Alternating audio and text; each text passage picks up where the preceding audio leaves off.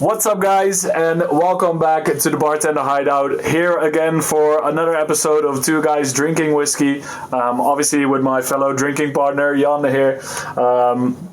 Today we have something a little bit different than the other episodes. Obviously before we were drinking just mainly some scotch and like one big brand.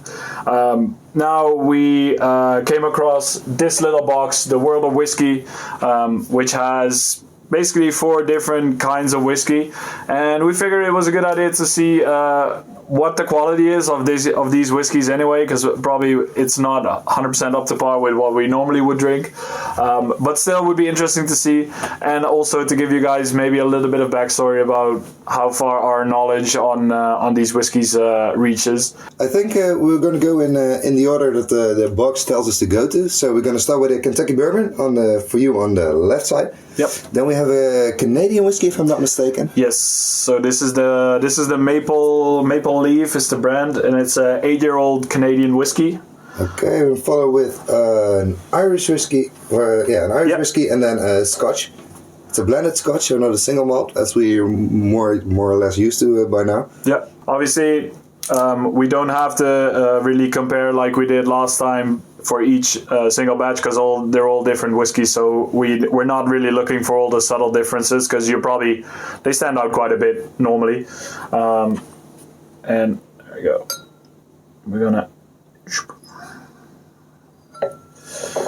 There we go. So this is the Kentucky bourbon. That's the first one we're gonna be tasting. This is a Kentucky bourbon that has been aged for 5 years on oak barrels, I believe. Yeah, charred oak barrels. Yeah, so it has a lot of the dark notes in it, a lot of maybe nutty flavors.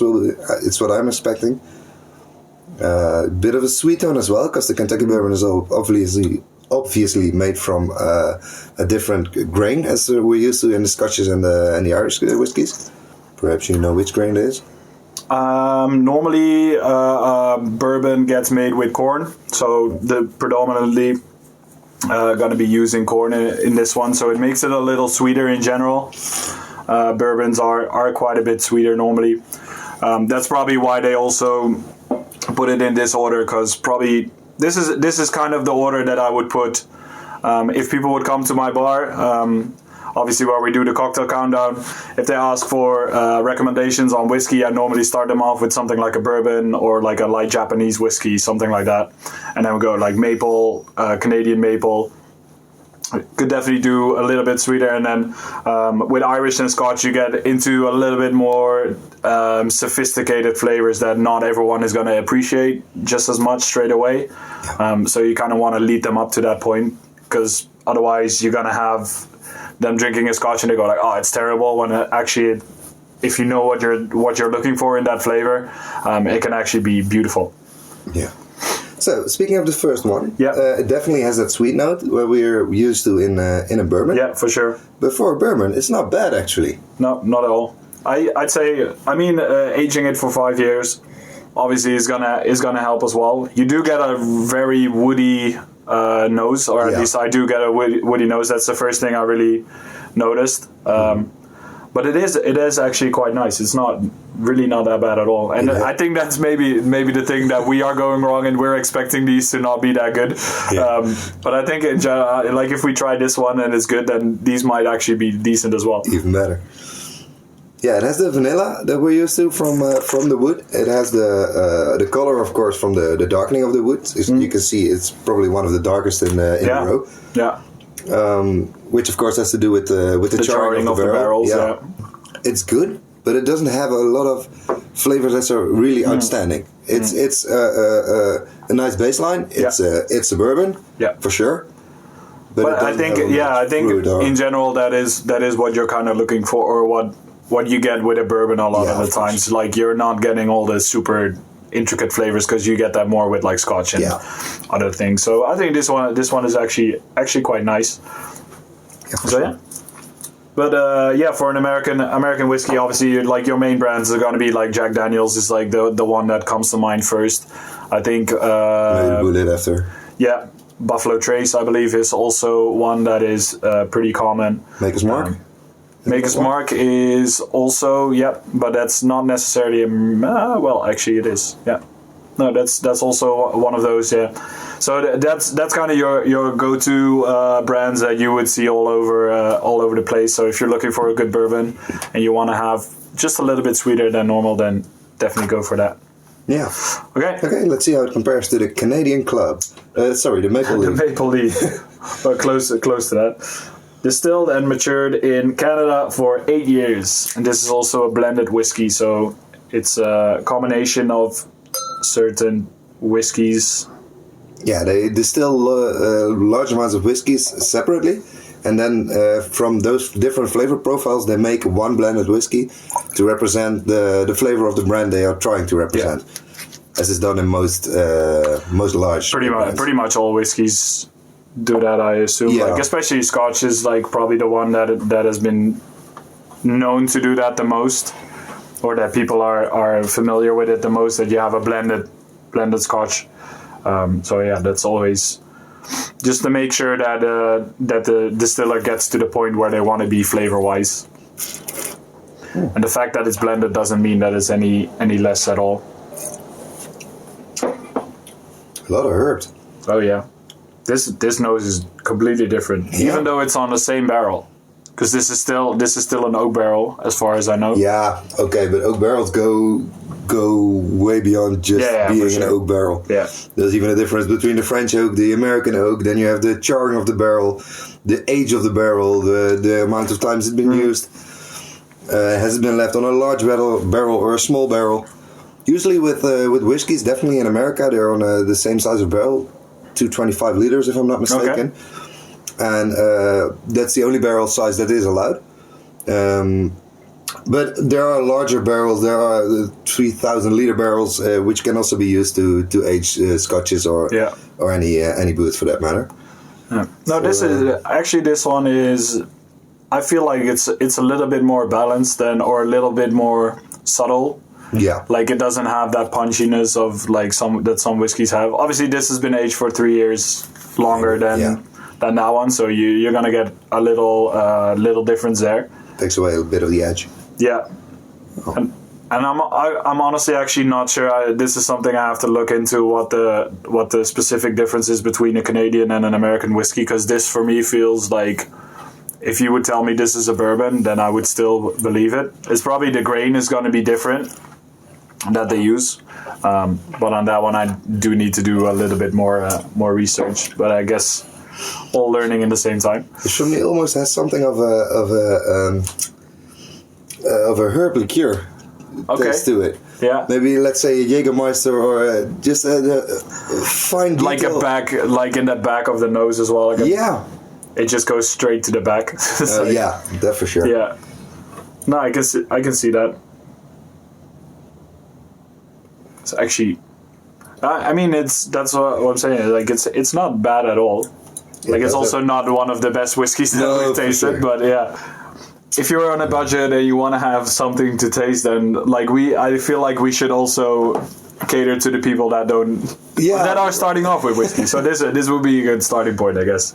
It has a sweetness, it has a softness, it has the subtlety that you might look for in a starting whiskey. Yeah, for sure. Yeah. Yeah, and I think that's also the main reason why we should be going this way, because these ones I expect to be a little bit more. Yeah, a little bit more. Yeah, just a little bit more in general. Like more flavors, more. Well, I'm just gonna pour everything in because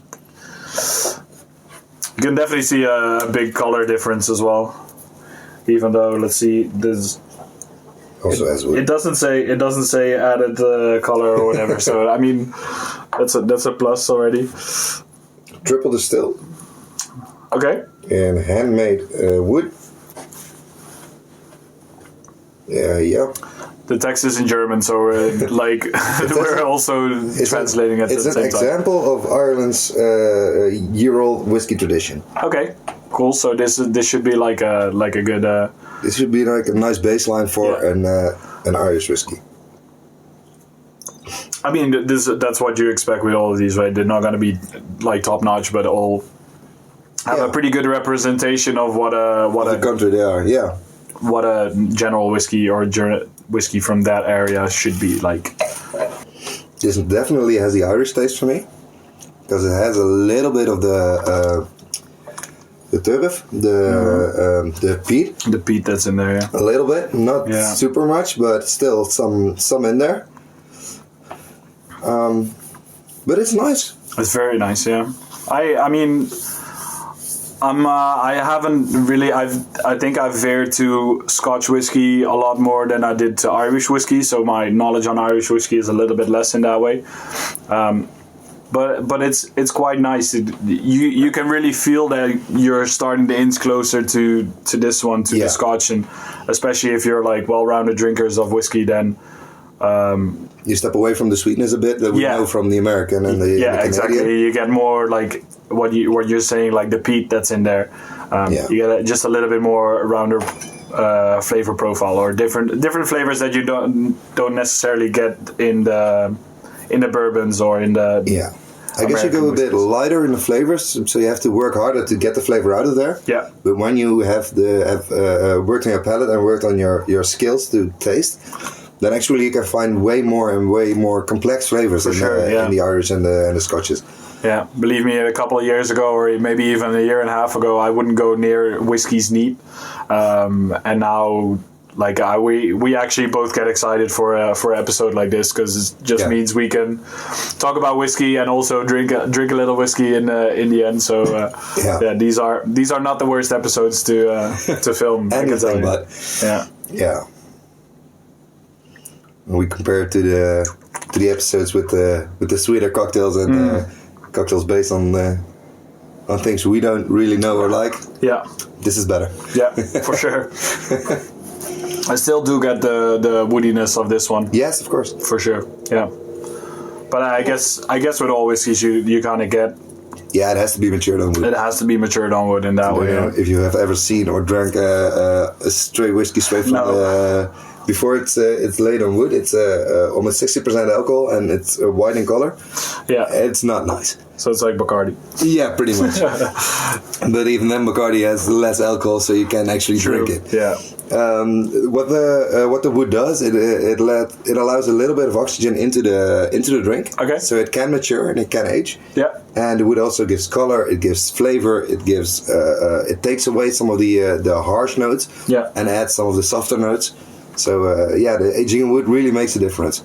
Yeah, so it mainly makes it what we expect of whiskey, right? Like this flavor or this the flavor and the color mainly as well is what you expect from a whiskey. If you would get a whiskey and it was clear, you'd be like, wait, what? The hell is this? Yeah. So that is obviously why it has to be aged. Like, I know there's a lot of guidelines for some whiskeys that you have to age it like up to 3 years, I think, at least. Yeah, legally you have to. Yeah, exactly. Otherwise, you can call it whiskey. Before you can call it, I think a Scotch in general. I think in Scotch, in general you have to age it at least 3 years. And otherwise you can't call it a Scotch. Yeah, and the same is for bourbon. There are different guidelines and different rules in each country. It comes down to which wood you can use, how large your barrels can be, how long you have to age it, which grains you can use to make your product. It's all been thought out of 100%. To make sure it's something really represents what they want it to be. Yeah.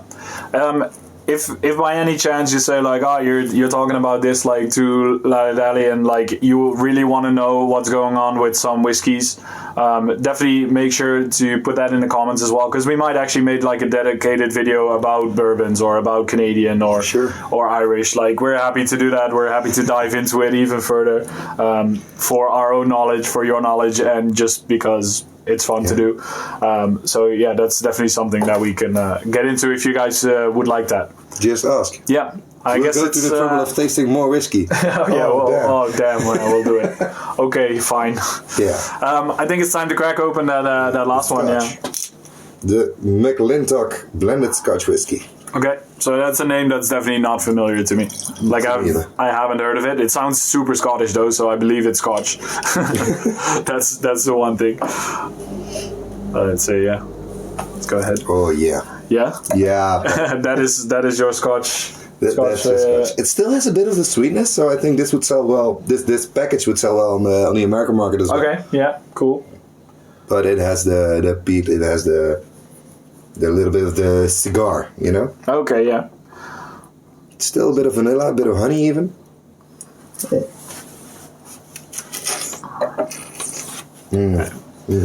Yeah, you're getting me excited now. Now I have to. Oh yeah, I can already smell the peat coming through as well. Yeah. That's definitely the best in a way of what we were looking for in a scotch. Or in a whiskey per se. Although the rest didn't disappoint me. No, that's true. This is by far the best, and 100%. best that we saved it for last as well. Yeah. I'm happy with our decision to save it for last. Yeah. Yeah. Which is probably why they ordered it like this in the back. I mean, yeah. They're not sitting. But I bet there's also people that go like, I just want to try them all, like, or I go with Scotch first. Yeah. Or maybe they don't drink them all in one go. That could also probably be the case. Yeah. That you still might save it for last, but no, this one definitely stands out from the rest. Yeah. I think maybe since we've been also mainly drinking Scotch, like maybe that's also a reason that we really do enjoy this, because we know a little bit more of the sophisticated flavors in like a Scotch. But this is, what surprised me most, or not even surprised, is what stands out for me most is the balance of this one. Yeah, it has the power, it has the peat, it has a bit of sweetness, it has a bit of acidity even, and just well balanced. More than the sweetness of this one or the actually blandness of that one. Yeah, if you compare it to this one. Yeah, for sure. And I mean, this one was already a little bit more balanced than the bourbon, right? So of course, it was already like you can see those 3 years definitely make a difference between these two. I don't know. I don't remember how many. Does it say how many years this has been aged? I mean, at least 3 years, over 3 years of over 3 years. Yeah. So with the other ones, it all says on the label, but with this one, we're not 100% sure. But knowing Scotches, they probably are more likely to go towards 8 or 10 years than they would go to 3 years or 4 years, because just don't come across a lot of them. Definitely with the blended Scotches, they often make a blend of more years of maturity. So they get a 3-year-old and a 10-year-old and a 5-year-old and an 8-year-old, and they blend it together to create the flavor they want to create. So it's possible that there is a 20-year-old Scotch in here, as well as a 2-year-old, just to make sure. Not very likely, but it might be. They could do that, just to get different flavor profiles, I guess. Yeah, that's. You get the age, you get the peat, you get everything. Yeah, I think that one definitely is gonna get finished. Yeah. Yeah. So I think that is gonna be mainly it for now. Like, as I said, if you want to learn a lot more about whiskeys, if you want to learn anything about a specific whiskey, definitely go ahead and give us a shout in the comments. We are always happy to give you guys a little insight from our perspective. We might not be the professionals that you are looking for, but we'd like to give it a good semi-professional try at least. And I think we're gonna leave you at that, and I guess I'll see you guys next week. Ciao. See you guys.